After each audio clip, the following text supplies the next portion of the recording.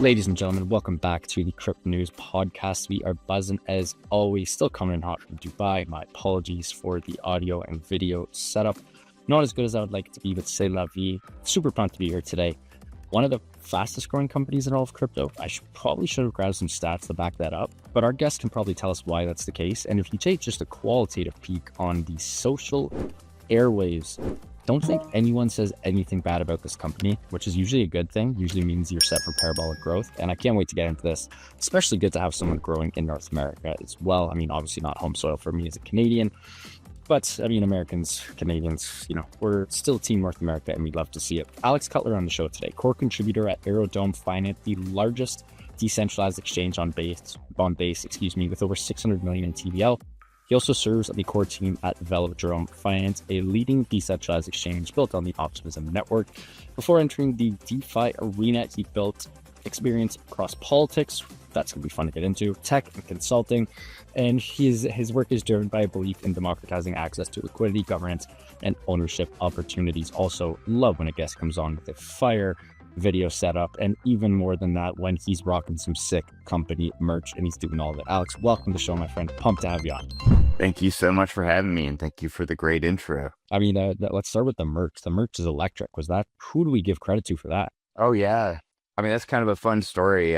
We never raised any money, right? We have basically been on shoestring, right, for most of our journey. And so we produce these amazing brands, and it's a designer friend of mine going way back to some of my time in the agency world, Alita. So she's responsible for the original Aerodrome, Velodrome brands. And then we brought her back to do some limited edition swag. And so we'll be getting it out there into the world here pretty soon. But I'll tell you, man, it's great stuff. Wow. If you guys ship to Canada, please fire me over one of those and I will gladly wear it everywhere. That is awesome. Look, we'll save some of the personal stuff for after the show, but walk me through how Aerodrome started and how difficult it was bootstrapping this. I'm a big Hyperliquid guy, obviously, and I'm biased as well. I feel like you guys are the North American version and obviously the Coinbase and Base version of Hyperliquid. You bootstrapped it yourself, became the largest DEX, just like Hyperliquid, zero VC funding, just like Hyperliquid, cult-like community, just like Hyperliquid, pretty much done everything the right way, just like Hyperliquid. I mean, you guys launched at similar times. Obviously, you guys were a little bit later, but regardless, did a lot of this sort of the ethos and the vision come for Hyperliquid, or was this just like, you know what, we're going to do things the right way. We're going to change the narrative. We're not going to do the classic crypto playbook, which was the old one, and now is sort of the new one, is literally the Aerodrome and Hyperliquid playbook. So walk me through that whole story. Super curious to know about how you guys kicked off the parade. Yeah, no, it's a super cool story. And actually, yeah, I'd agree. I think there's a lot of shared DNA on the Hyperliquid side, but I think our side of the journey actually started before even Hyperliquid. So, it's a story that can only happen in crypto, in DeFi. A handful of, kind of anonymous guys met in Discord as sub-DAO of a new DEX that had launched on the Phantom network, right? And this is Andre Crone's last big project of the last cycle. It was called Solidly Exchange. And yeah, we were just super interested in the model, super interested in the space. And we saw an opportunity at that point to basically adapt what Andre had built with Solidly initially into launching Velodrome and the Optimism network, and then eventually in launching Aerodrome. But to your question, yes, from the very, very beginning, we've tackled these things from a first principles sort of way, right?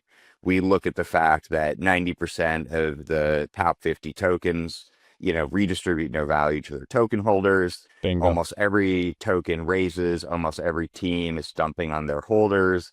Very few tokens have actual immutable on-chain utility. And we just wanted to do something different, right? And so, how it basically works is that we say the token is maximally useful, right? It redirects all the emissions flow on the DEX each week, and 100% of the productive value of the DEX gets redistributed back to token holders as incentives And that allows you to basically do things very, very differently. It means Yep. you don't have to raise. It means you Yep. don't have to sell tokens. I think one thing that is not known about us, which I think we're still kind of like one of one on this, is the team doesn't even have vesting tokens themselves, right? The team doesn't have percentages of the supply that they'll be able to go out there and eventually dump on the market. The team is basically a token locker like anybody else. So, if you go on chain and you lock some Aerodrome and you vote each week and you earn rewards, you are just like the team. Like, you're rewarded for your Mm. participation in the exact same way. And yeah, like we think doing things in better ways is like not just a like moral necessity for the space. It's a strategic necessity if we are really going to go out there and disrupt TradFi, disrupt these massive incumbents. The products, services, tokens we build have to actually be better than these other businesses, traditional asset classes. And I think up until now we failed at doing that. And so I agree. like I'm glad that, we're able to sort of lead here. I'm glad to see others like Hyperliquid leading here. And I hope we see a paradigm shift. Yeah, it's funny, and again, perhaps I'm way out of line here, but when I think of Aerodrome and I think of Coinbase, I'm just like, if I'm a crypto degen, like I'm using Aerodrome over Coinbase, even though you guys are obviously very tightly knit and sort of not one big team. You know what I mean? It's very nuanced. It's hard to paint a very clear picture. It's almost like competing, but not competing because obviously base, it's on base, but you know what I mean there? Like, do you guys ever think about that internally? Yeah, I mean, I see them as very synergistic, but it is like an evolution of the space. Yeah. So, if you think about how things have been, there's basically been these like centralized exchanges, centralized services on one side of things, right? And Coinbase, Binance, all those big players would be on that side of things.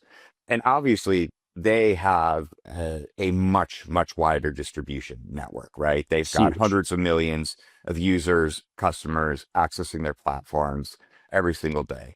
And then you've got DeFi on the other side of things, right? And DeFi, much, much smaller user base, but much more decentralized. It allows DeFi to build unique products, services that are not possible in sort of centralized contexts or would need to operate very differently or have a totally different cost structure and things like that. But I think what we're seeing is actually these two things begin to come into alignment. And I'll give you a few examples here. So obviously DeFi would love the distribution of a Coinbase. They'd love to get 100 million users, Yeah. tomorrow. But likewise, Coinbase, Binance, all of these centralized players would love to tap into the product services, the low fees, the composability Yep. that is only possible in DeFi. And like one example of this is like just look at the pace of token launches, right? Coinbase, Binance, no centralized player can keep up with the pace of token launches. It is so expensive. There's so much risk, takes so much time and effort to list even a single token, right? How are they going to keep up in distributing, the thousands of tokens that are being launched each day? So the convergence is coming from Coinbase and many other, I think, centralized players want to increasingly service the distribution rails of Yep. this like on-chain economy that is moving, far faster than any centralized player can move. And by virtue of doing so, and there's two core examples to this right now. And by the way, we call this the DeFi mullet, right? It's sort of like DeFi in the Yep. front, or CeFi Yep. in the front, DeFi in the back. And the two examples of this right now are Coinbase, this year rolled out a Bitcoin loan product, right? So on Coinbase.com, if you own a bunch of Bitcoin, you need some liquidity to go pay some taxes, buy a nice car, house, whatever. You can now on Coinbase go borrow against your Bitcoin and then use that capital like however you see fit. On the back end, completely invisible to Coinbase customers. All Coinbase customers know is like, this is an amazing new product. On the back end, that is all DeFi. That is Morpho on Base. Yeah. that is Moonwell on base, and then of course Aerodrome on base supporting the liquidity that backstops, like any liquidations or things like that. So that's just one example of a product that they can distribute, but they couldn't necessarily like own themselves. The second example is that now they have directly integrated DEXs into Coinbase.com. So any token that launches on Coinbase or any token that launches on Aerodrome is now available to Coinbase users as if, it was a centralized listing. And if you think about this, what they've been able to do is basically drop the cost of adding tokens to near zero, right? They can Yep. distribute every token at almost zero cost. They've increased the number of tokens they can distribute by several orders of magnitude, right? By, Yep. from thousands of tokens to millions of tokens. And because they can still take the same fee on the front end, they can earn based on the transactions that happen on the base chain. And because they bought and locked veAERO and they have a sort of share of the total productive value of our DEX, they earn more fees that way. So Coinbase, going back to the original question, I think is not competitive, right? They're actually able to grow their total addressable market, reduce costs, be the distribution layer for this much larger thing, while potentially also like increasing their margin. And I think that's a win for DeFi, right? To have access to all of the users, to have access to that type of distribution. And it's a huge win for Coinbase as well. Yeah, it is. It's truly a W in the chat for pretty much everyone on the Coinbase and base side of things. I mean, the biggest, when I look at sort of a moat that you guys have over other DEXs, in my opinion, one of the toughest parts of a crypto is onboarding, right? If I want to bring a friend into the crypto world, there's two ways. You can go the legit KYC route via someone like Coinbase, or you can, maybe send me some money and I send you crypto, whatever the case might be. Maybe it's me, maybe it's someone else, but there's not that many ways, you know what I mean? And 99% of the time it's happening via a centralized exchange. Most decentralized exchanges, it's like, how do you guys, how do you position yourselves? What is your value prop in order to get that user after that initial touch point from the onboarding process, from the centralized exchange? It's already baked in for you guys. Like, that is such a leg up. That must, how grateful and how pumped are you guys for that?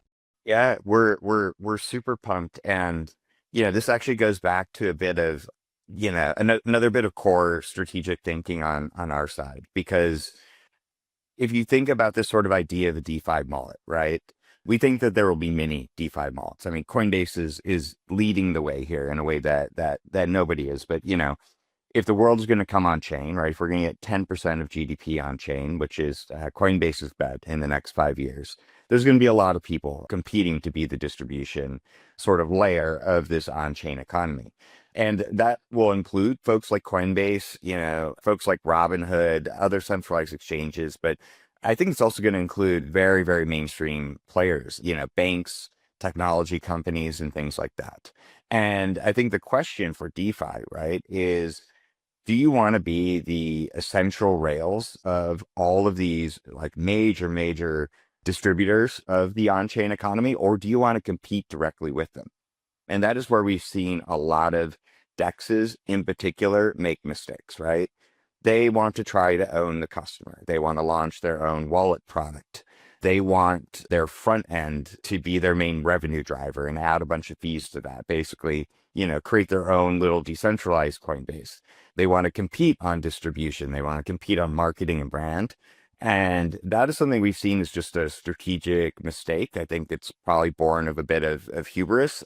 And it is much better in my mind to remain sort of like distribution agnostic, right? And just ensure that you provide the best experience for traders, the best rewards for liquidity providers, that the token and participants in the system are maximally rewarded, and just focus on that part. And then, the Robinhoods of the world, the Coinbases of the world, they're going to come distribute you, whether it's through their wallet product, whether it's through their .com. Well said. We don't want to compete with them. That's, we'd much rather work with them. Yeah.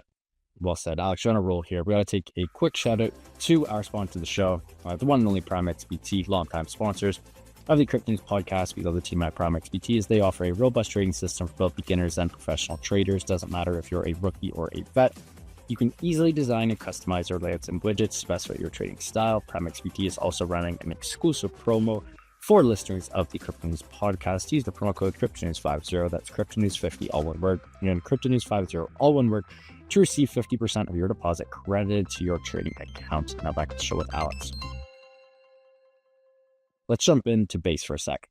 Talk a lot about Coinbase. Talk obviously a bunch about Aerodrome. We're not done with either of those, but Base as a whole, besides the obvious being it's Coinbase's chain and has that huge onboarding and distribution moat, as you and I discussed many times on this pod, what else gets you excited about Base? What is the case for DeFi on Base and why it's such a unique ecosystem? Yeah. I think there's a few things that are interesting here.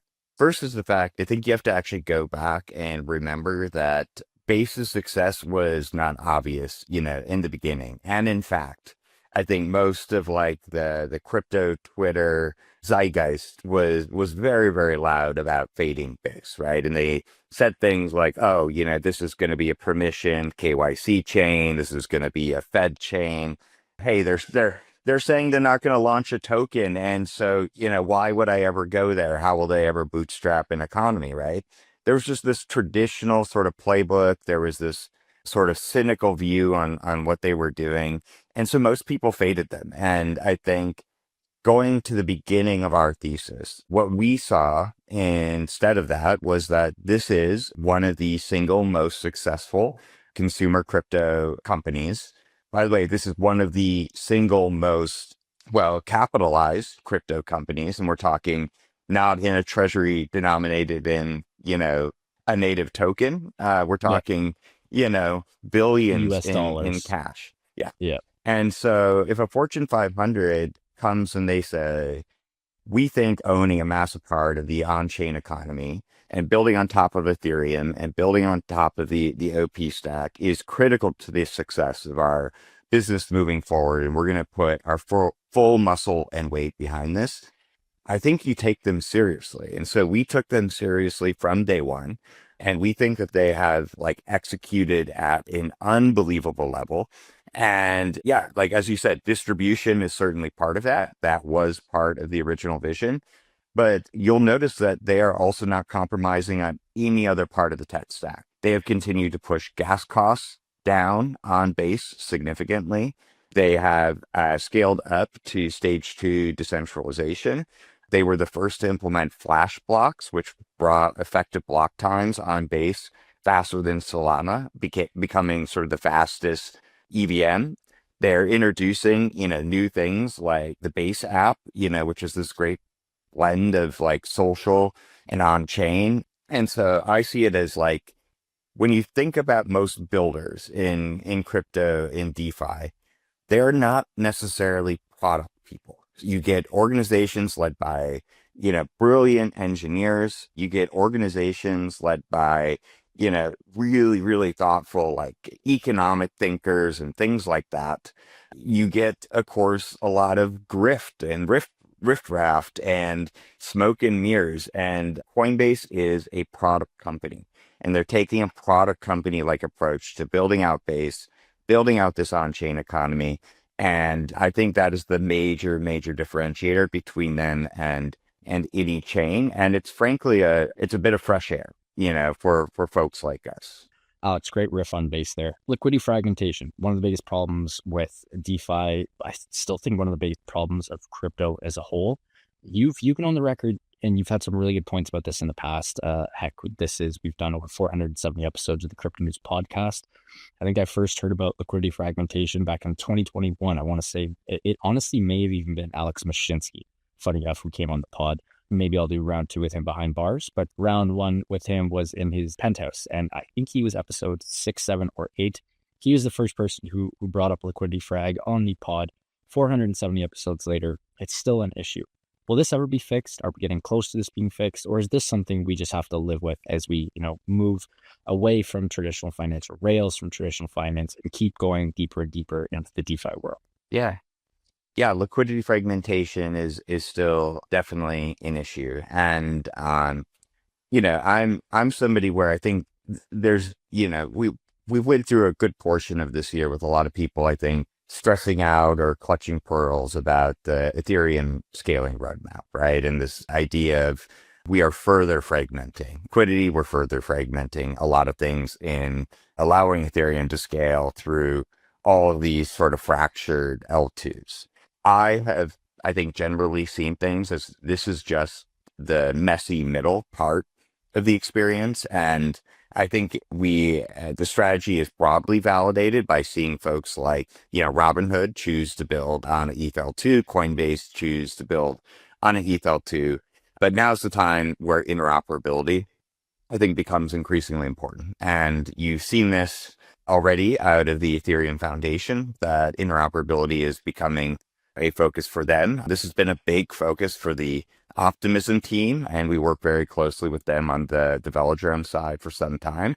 But I Yeah. think the end game for Ethereum is that you get all the benefits of this infinite scaling.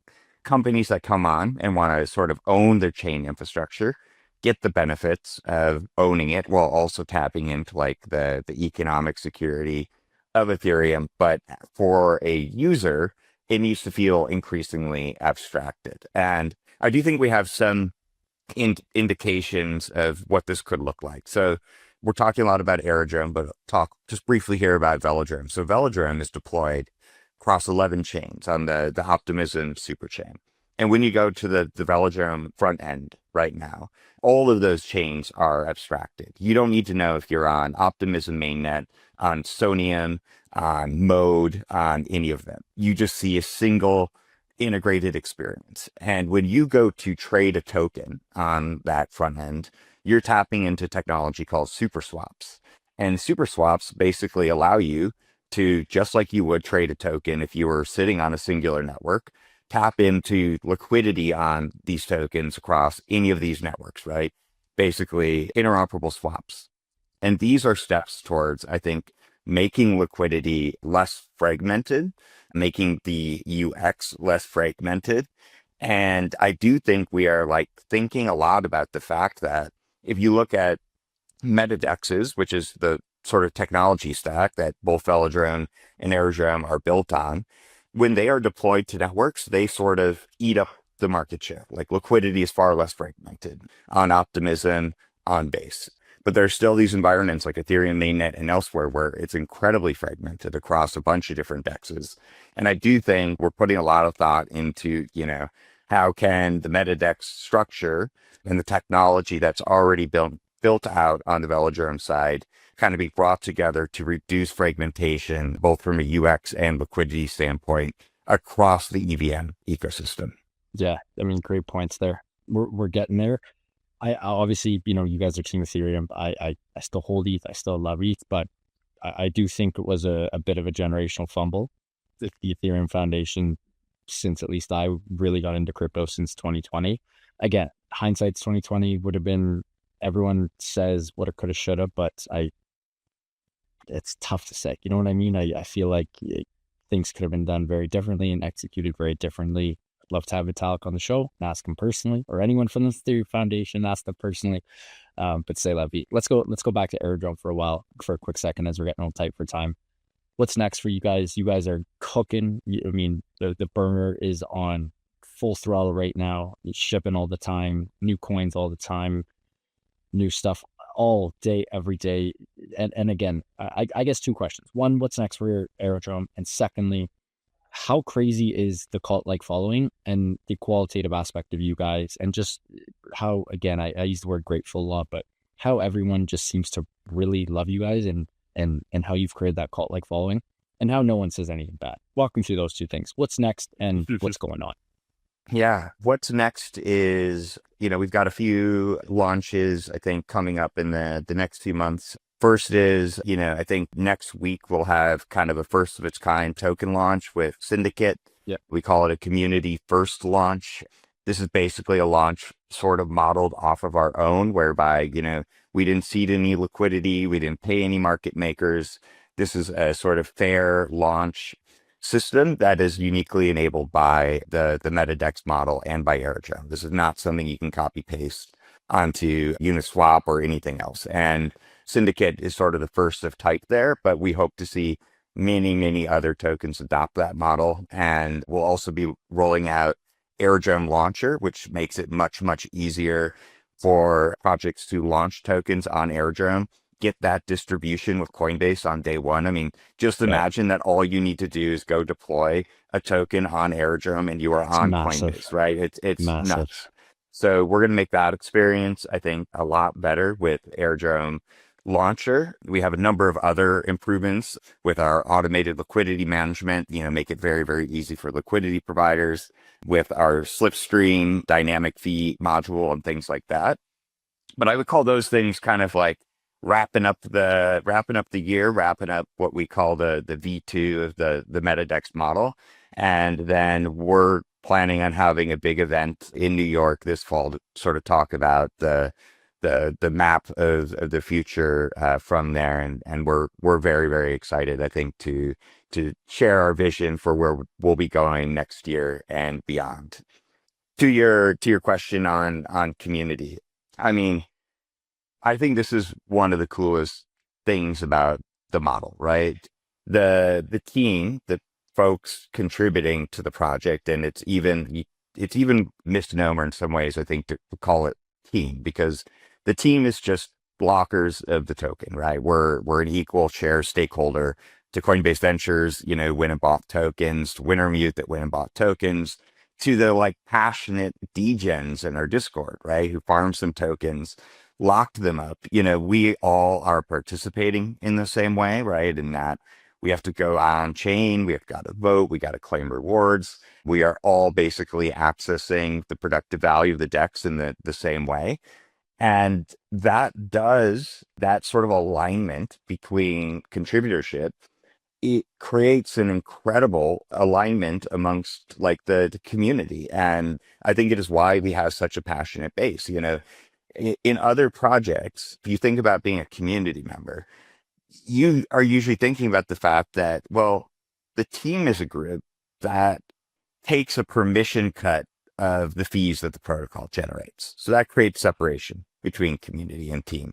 Hey, the team is also this group that sold a bunch of tokens, but all that cash is sort of sitting in their pockets. So they're able to sit pretty, as those tokens are sold out by the VCs. And hey, by the way, the team is also the group, is going to go out there and get everybody so excited about the token and tokenomics, the project. But how does the team, get liquid? How do they go out, buy their mansions at the end of it, go on nice trips? They have to dump on all the people that they got excited about it, right?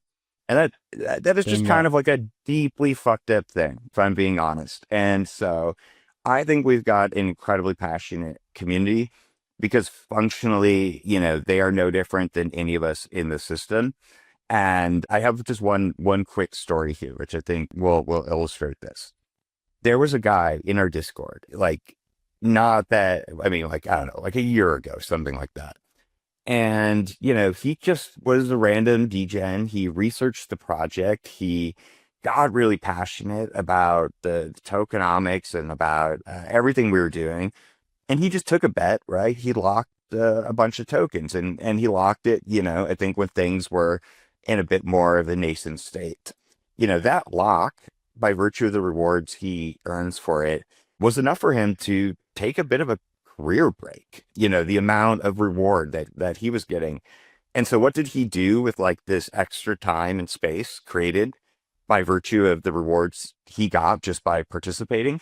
He started writing the most amazing threads, analyzing us, analyzing like Uniswap, exposing, frankly, some like bad behaviors and bad numbers, and just shout out JPN Meme Lord. This is who I'm talking about here, right?